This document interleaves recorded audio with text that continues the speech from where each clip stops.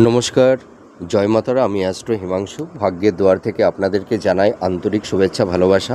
আজ আমি যে প্রেডিকশানটি করতে চলেছি, জাতকেরা হলে ডান হাতটিকে দেখুন আর জাতিকারা হলে বাঁ হাতটিকে দেখুন। এইটা হচ্ছে আমাদের বৃহস্পতির আঙুল।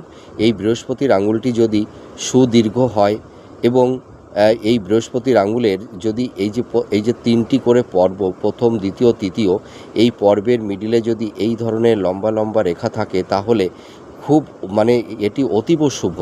এবার মূল আলোচনায় চলে আসি। এইটা হচ্ছে আমাদের বৃহস্পতির ক্ষেত্র। এই বৃহস্পতির ক্ষেত্রটি যদি একটু উঁচু হয়, খুব ডাবা থাকলে হবে না, আবার খুব উঁচু থাকলেও হবে না, ঠিক আছে? সামান্য একটু উঁচু থাকবে এবং বৃহস্পতির ক্ষেত্রটি একটু পিঙ্ক বর্ণের বা লাল আভাযুক্ত থাকলেই চলবে।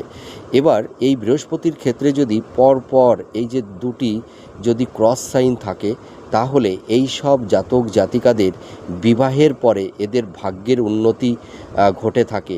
এদের বিবাহের পরে এদের প্রচুর অর্থ, প্রপার্টি, নাম, যশ, খ্যাতি, এইগুলো কিন্তু সমৃদ্ধি লাভ করে থাকে। তাছাড়া দেখা যায় এদের দাম্পত্য জীবন, লাভ রিলেশনের ক্ষেত্রেও এদের খুব ভালো হয়। আপনারা মিলিয়ে দেখুন এই প্রেডিকশানটি কতটা ম্যাচ করছে। নমস্কার, জয় মাতারা।